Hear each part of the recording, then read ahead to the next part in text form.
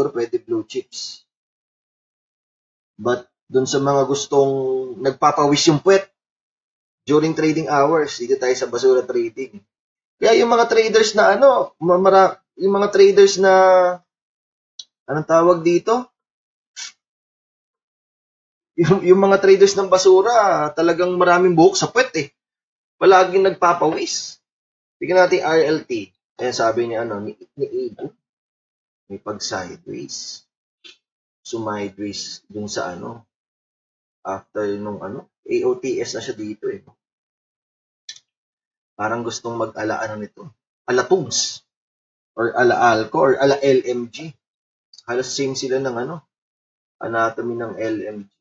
Sideways, easy breakout trade dito. Kaso, yun nga, merong uuntugan May uuntugan, parang sa LMG. Dito sa LMG, ganun din eh. After, after nung down, AOTS dito na downtrend, tapos may inuntugan eh. Dito nag-sideways siya, tapos may pag-untog doon.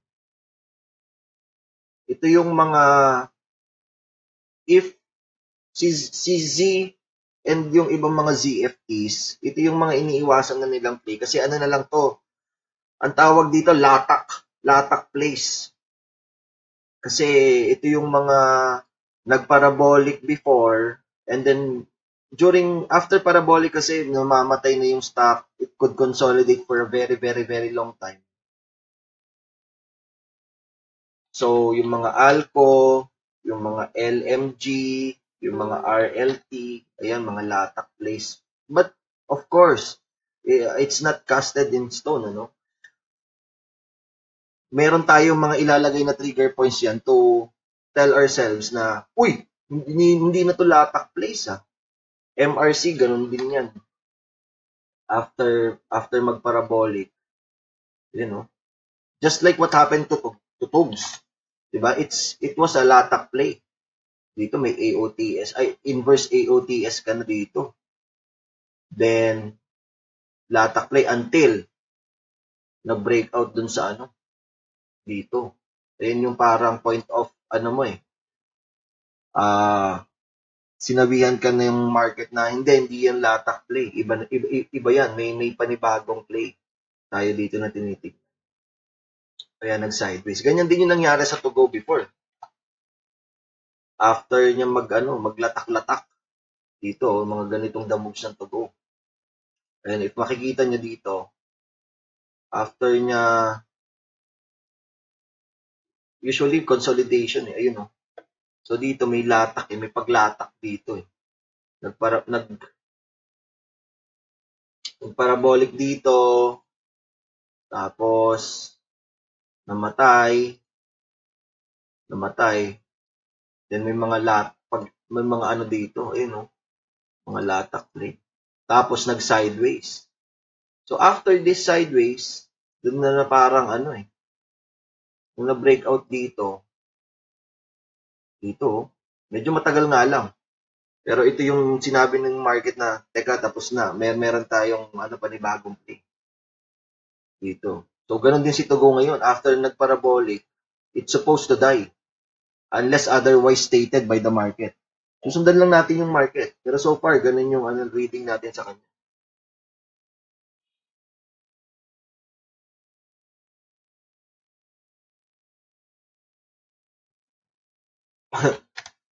BRN. Wala na, downtrending na to ulit. One thing to note about BRN is that hindi niya sinusunod yung mga MAs during sideways. So ito, hindi ko alam kung ano pa yung nakikita niyong play dito sa BRN. Daming resistance, beshi. Daming resistance. Kahit umangat to, may lower high, mga lower high plays to Ganun yung magiging expectation mo dito. We need to we need to set our expectation based on the trend. Diba? Lower high plays. So yun na lang yung i-expect mo dito. Which is malaki yung mataas yung bearish bias. So after that lower high play, diba, hindi natin alam kung papaano siya, pwede mag-side, pwede di umabot, pwede ayan na yan. Tapos bumagsak na ulit. Ganun. Align your expectation to the trend. Yung trade idea mo. That's a lower high play, just like MRC. Mataas ang bearish bias. Yaki stock. That's a yaki stock. Wag na natin pagsiksikan yung sarili natin sa mga downtrend. Diba? Maraming ano dyan. Resistance dyan. Ano pa ba yung mga lower high play na tumaas during nung ano? Teka, may nakita ako kanina. Ito namang APX, transitioning. This one is also a sideways, ano? Medyo malaki yung sideways ito. Dito banda, ayun, o. Dito natin, ano. O, ha? O, sagad na natin. Ganyan siya. So, transitioning from downtrend to, ano. Binanggit na natin to before. If makita nyo, spaghetti MAs. So, MAs are not powerful during this time. Papatay na natin siya. So, pwedeng umano lang siya, magpahinog siya dyan, mag-sideways siya dyan. But so far, hindi natin ini-expect yung mga ganitong play na makarecover agad because of this particular downward momentum. Ano? This one is a massive sell-off. And kapag ganyan, you don't expect the stock to recover right away. Diba, hindi pwedeng nagkaroon ka ng blow-off, tapos expect mo magre-recover. Siyempre, pwede siyang magpahilo muna ng sugat, ano? First aid muna, down, magsa-sideways muna siya. Ganun usually sa ano. Yung H2O daw. H2O nung ano, may mga place eh. Pero nakakaiba naman kasi itong stock na to eh. Masyadong illiquid. Na kayang pitikin ni ano to eh. Ni Park Kimchi eh. H2O. So kapag ganito, it's a good thing, no? During this time kasi, itong part na to, bearish na. Ngayon, meron na siyang ano. So, isa lang yung natatangi nating option noon during this time, bearish. Ngayon, may sideways, ano na siya. May sideways option na tayo, dalawa na. If na-break niya yung ano, yung midpoint dyan, tatlo na. Pwede na to mag-transition ulit to uptrend. Pero, as you can see, umispaghetti na rin to sa ano, sa MAs. This could also be a lower high play. Remember, anatomy, structure ng downtrend yon. If uupisahan mo dito, meron ka ng isa dito. Ayun, ha? Boom. Ayun, ayun yung mga chinuchupit ni seriously, ni Idol. Tapos meron ka na ulit dito. So, ang pwede nating maging negation nitong downtrend na to is of course, here. Dito tayo mag-negate. If gumanon yan, hindi na to downtrend kasi hindi na siya lower high. Ganun. Structure ng trend. Parang MRC din. Ayun yung classic lower high play natin dyan. Yung whenever, yung parang bibigyan ka ng paghaplos ng market na i-drawing na lang natin siya sa Darvas para mas magets nyo. So dito, makita nyo yung yung lower highs. May descending triangle. Tapos, another one here. So during this time, makita nyo yung mga taas ng boxes, mga lower highs, di ba? So, ang play dyan, kapag downtrend, is of course, yung rebound. Buy on rebound. Sell on rally. Yung mga ganitong moves. Sell on rally. And you don't expect it to take this resistance out right away. Kasi lower high nga, downtrending yung structure ng trend. So during this time, ito yung mga nagpapaasa. Si Miss Market, nagpapaasa siya na may rally kasi eh. Pero basic downtrending yun. If you're a fan of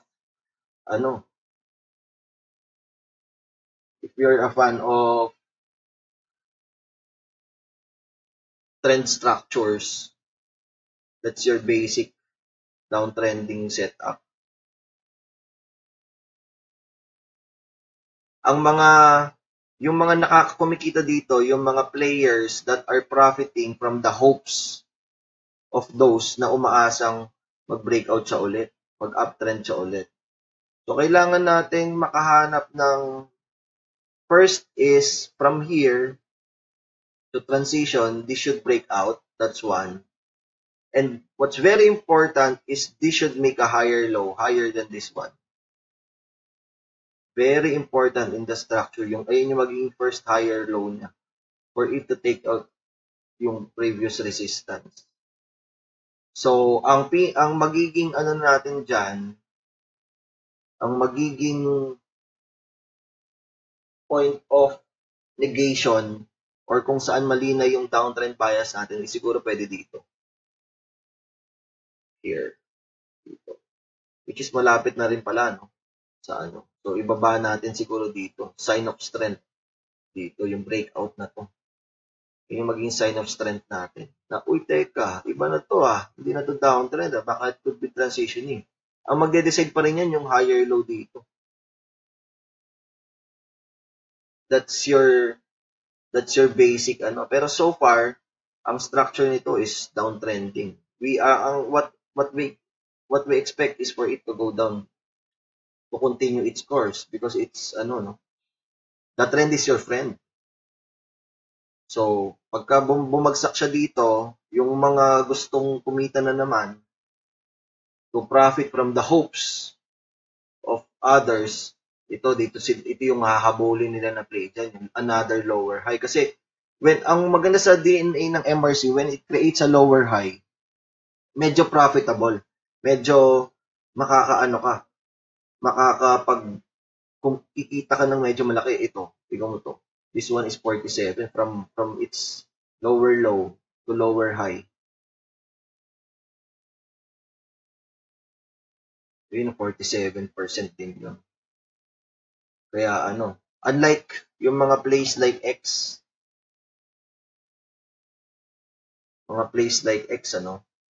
yung mga lower, during this time, yung mga lower high niya, dito may mga lower high play to eh. So,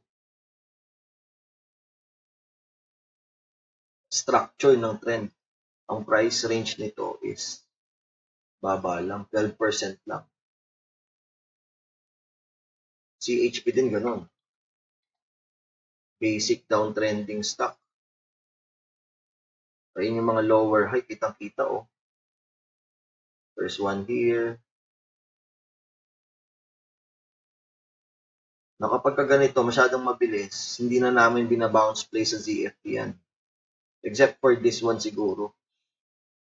Dito lang medyo sideways. Dito nagkaroon ng paasa moves during this time kasi ito yung umiskierda siya sa sa 100 MA. Yun yung mga tipong beshi, ayan na beshi, magsi-ZS na. After nag-consolidate somewhere here, nandito ayan Pucha, bodega na tayo beshi.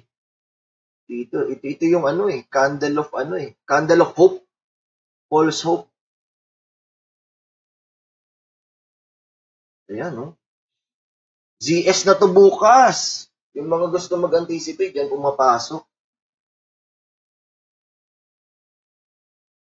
Yung anticipation, pwede naman yan. If and only if, kung nagka-cut ka, if you follow your cut loss plan. Yung mga kilala kong downtrend traders So yung pag nag-anticipate ka dito, cut right away. Kapag we have to put something align Yung tinatawag nila line in sand, sa amin, circuit breaker, abandon ship. Yung abandon ship line, kung saan mai-invalidate na yung setup or yung bias mo. Kasi this one, you are hoping, during this day, you are hoping for it to ZS, to break 100 MA. Pero that trade idea was invalidated nung nag-breakdown na dito. This is your abandon ship line, itong 665. Kaya nag-continue siya with its course. The trend is your friend. This is your classic, the trend is your friend. This is not a buying pattern. This is not a buying pattern. Yung X, tignan natin nga kung may sign of ano to. Dito mas malupit. Dito nag-ZS talaga. Nag-ZS talaga siya dito. Tapos, biglang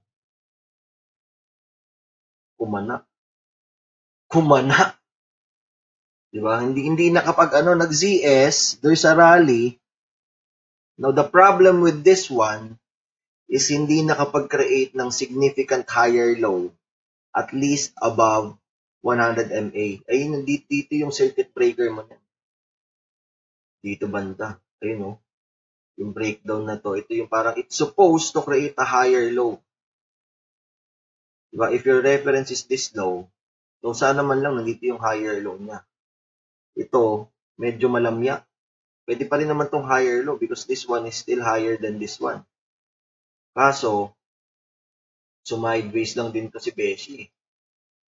May paano eh. Tignan natin nga kung nag-MA spaghetti. Ayun may spaghetti moves dun sa gitna. So, sumideways ng matagal until it's time to go down again. So, may mga times na ganyan. Kaya, after a significant rally, significant breakout, we need to look for higher lows. That's your So, yung mga nag-position dito early, kaya nga sabi ko, mahirap mag-anticipate ng trend. You have to see significant higher lows and higher highs. Kasi if it will reverse naman, it's not gonna reverse back 1 week after, or 1 month after. Kapag may trend reversal, mahaba naman yan. Parang yung MRP din. From piso.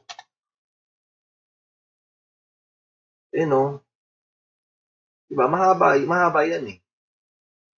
May mga significant. This one is a significant higher low. Tingnan mo, after breaking out from Krumi 8 ng ang mahabang consolidation, making it significant. So, pwede siyang naging higher base. Diba? Mahabang yun. Then this one is another. So, that's how you create trends. Or that's how trends are created. Significant higher lows. Kaya naitulak ng mataas. So, if you'll take a look at this one, hindi naman magmamadali yan. So, ba't mo kailangan magmadali? From here, yung sign of life, until here, natapos yung uptrend, for more than 1 year. So, ba't mo kailangan magmadali? If dito ka nakapasok, gaano kalaki ba yung madi-discount mo? Diba? Pumasok ka dito as compared sa, let's say, nagsumugal ka dito na wala pang sign of life. This one kasi is a sign of life. That's a significant higher low. Ano bang nag-support dito? Baka 61.8 Fibonacci. Kaya sinuportahan ng satanic. Hindi, 50% Fibonacci So, magandang support din yan. 61, 50, and 38.2. Ayun. So, that's it for tonight. Thank you guys for watching. Nabanggit na yung mga shout out sa mga nandito pa rin. Shout out tayo dyan kila Beshi, mga impact attendees. Ayun, no? Sila hindi na nila kailangan makinig ng stream kasi lahat ng mga nabanggit ko, boring na sa kanila yan, for sure. Tinuro ko yan sa impact. I hope you guys are doing good with your trades, with your challenge. I gave them a 90-day challenge after impact para mahasa talaga sila and train the intangibles rather than the charts alone. When you're a technician, it's not all about charts. So meron tayong mga ibang aspects ng trading that we think will have a positive impact sa overall performance natin. Hindi lang puro charts. So if you have, what I suggest is if you have a lot, if you allot at least 8 to 10 hours of study time, wag niyong ibuhos lahat sa chart. Kasi hindi naman hindi gagalaw yan eh. Kapag ka nag-aaral kayo, hindi gagalaw yan. So look for other aspects, like read something about grit, about habits, about watch something in YouTube about, ang daming TED Talks about emotions. May pinanood ako nung nakaraang linggo, emotional hygiene.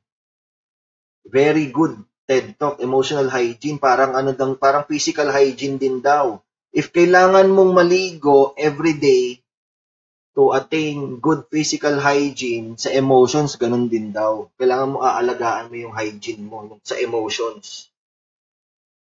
Very powerful TED Talk. Something na hindi natin makikita yan sa charts, Beshi. So, like what I've said before, Sharif, only 1% of your success in trading is makikita sa mga tangibles, sa charts. If you're a fundamental analyst, sa financial statements, about 1% lang doon. The 99% of your success is attributable to intangibles, those things that we can't see or we don't see in charts and financial statements. So focus on them. Because the problem is, 99% of our efforts, nilalagay natin dun sa 1%. So stress on the things that matter. Ganun ang formula ng ZFE. Okay? So this video will be uploaded sa YouTube. Don't worry dun sa mga gustong mag-backread. Pero syempre we have to we have to edit yung mga para mas focused. Okay? Thank you again everyone for listening. Wala akong gitara.